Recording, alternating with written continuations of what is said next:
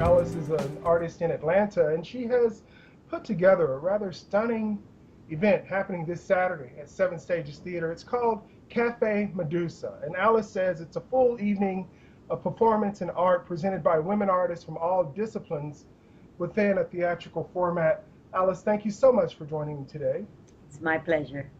So, if we could start by, I always find it curious as to how people get into the arts, what inspires them along the way, and what could you say about that for yourself? Well, I think, well, two things. One thing that inspired me was my older brother, who was a painter, and he was definitely an influence on me. And the other was the fact that I grew up in St. Louis, across the street from a city run community center.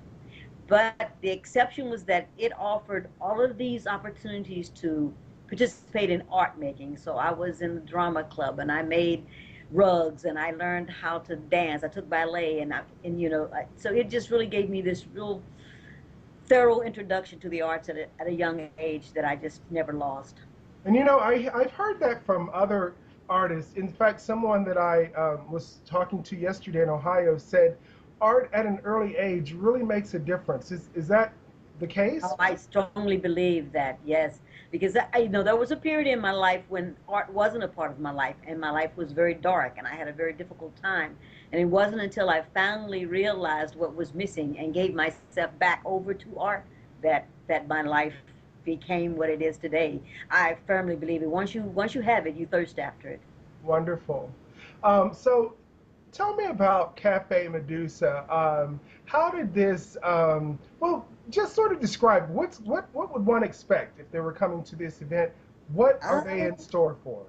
I describe it as an indoor performance festival. So it's a mini music festival, poetry festival, drama festival, all rolled up into one. There are women artisans who will be there selling things that they make, or women entrepreneurs. Everybody involved, documenters or women video makers. It's just this incredible festival atmosphere, sort of enclosed. And it to me it sounds like it's a survey of what's happening with women artists in this moment. I definitely think, particularly this Cafe Medusa, because I worked really hard to expand the genres that the women were performing in and to make sure that we got a wide variety of ages of women. So our performers will be from age 16 up to age 70. Wow, wow. And speaking of 16 and 70, who is this 16-year-old and who is this 70-year-old that's going to be at Well, the show? we have performers from Moving in the Spirit, which is a company here in Atlanta that I work with, and this is their apprentice company. They actually have been off touring around Georgia. They're just coming back in, and so the apprentice company will be performing. Cafe Medusa, I'm sorry, Moving in the Spirit. Gosh, the girls at Moving in the Spirit in the apprentice corps, some of them, even though they're 14 and 15 and 16 years old, have been dancing with Moving in the Spirit since they were maybe 7 or 8 Wow. years old. So So, again, starting at a young age. oh yeah, oh yes, these Yeah. girls have been dancing for a very long time. And the So woman, excuse me, Kira is the one woman, of our youngest, okay, and I don't know if the 70-year-old wants me to say, but I'll okay, say that, that oh, I I'm need going to to be think about performing, and that. I'm Don't, 65. don't, And just there are leave that definitely alone. women there that are older than me. Yeah, just we'll leave that alone and just be grateful and thankful that people of all ages are engaged.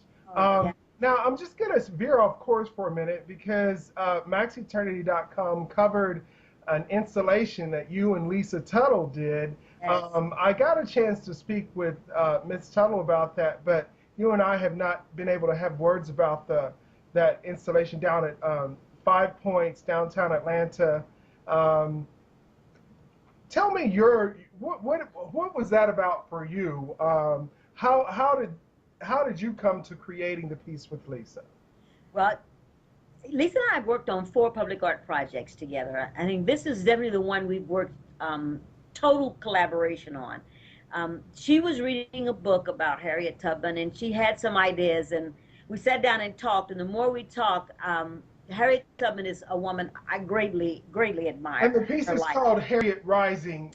Uh, Yes, and the yeah, whole idea was that Harriet is not dead. That Harriet was more than a person, that she was a Right. legacy and an idea. A And so movement. we started looking at who was continuing that legacy and who was carrying out that movement today. And actually, when we did the research, we found that there were organizations all over the world, women's organizations, that consider themselves working in the spirit of Harriet Tubman. Sort of inheriting the legacy of Yes, Tubman. and repeating this thing of the Underground Railroad, only now it was with trying to get women to safety, girls to safety, protect the rights of girls and women. So we talked and Because talked. that's still an issue. I don't think people realize that this is still an issue. That this isn't Oh, just, it didn't just die with the '60s women's liberation movement. This is still a struggle. it may have gotten worse. Wow. The trafficking of women and girls, and they traffic men and boys as well, but the trafficking of women and girls is deadly. It's so broad. Atlanta is one of the primary places where these women and girls are brought, as they are then funneled into the international Well, market. because Atlanta has the largest airport in the world, the and Hartsfield and Jackson. and It connects is you the next, internationally with anywhere in the world. In right, America. exactly. It is the Not, nexus so of transport. Yeah. So we were at Underground Atlanta, and so we said, okay, that's the Underground Railroad. And Yeah. we said, we're also celebrating, the country is commemorating the Civil War. People don't know that Harriet Tubman was one of the few women heroes of the Civil War. Yeah. She Yeah. was the Helped. only Yeah. woman to lead Union troops into battle. One battle Right. alone where she freed 700 slaves. So Wow. Bravo. so it seemed to be really fitting to talk about Harriet was continuing to rise, just like And Phoenix Lisa of says, Atlanta. yeah, that's fabulous. Lisa says you all are working on a book. Yeah, Yes? Yeah. it's so exciting. Wow. Okay. So you'll let us know when that comes to fruition. Let's get back to just a couple more questions about Cafe Medusa. Now, if I'm not mistaken, you had a series of community discussions that you called salons Yes. leading to this. What were those about? Well, it was an opportunity to give the artists one, because I have such a broad array of artists. These are artists who haven't worked with each other before. Wanted them to meet each other and get to know each other before they perform together, but also wanted the community to come in and get to know the artist on a personal level, to be able to talk with them, ask them questions. We talk as artists, and just a way of getting the community. So it was a great opportunity to sell tickets too. Yeah. Um, right. Sure. Sure. And so let's see. The show is conceived and produced by you. It's sponsored by Arts Interface Incorporated, Seven Stages Theater, and Women on Fire Performance Collective. It's funded through a generous contribution from the City of Atlanta Office of Cultural Affairs.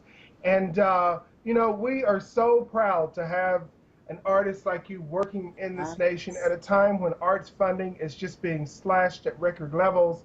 It's so inspiring to see someone carrying the banner and the torch here in Atlanta, and quite frankly, for the world, because these issues with women, it cannot be overstated how important this is. And art, as you I so know, agree. And speaks the in whole a way idea of that other Cafe things Medusa with the simply Women's do Center not. performing was about women taking back control of our identity. So an image that mythology that men demonized, saying Yeah. that our faces of power, we accept all of our faces of power, and we decide what we will go forth in the world being and doing and looking like. you know. Yes.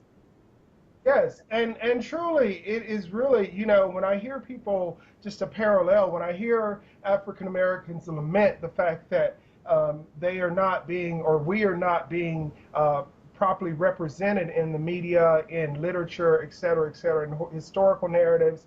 The bottom line is that you really have to speak for yourself. If you're sitting around waiting for someone else to speak for you, And that's even if something they're we have giving it their got to best stop effort, it's complaining never going to about. be the When same as if people you're doing it complain to yourself. me, then the only thing I can say is then do something.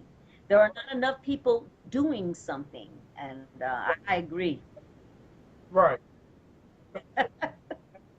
right. Thanks. And indeed, Oh, thank you, you are Max. doing so.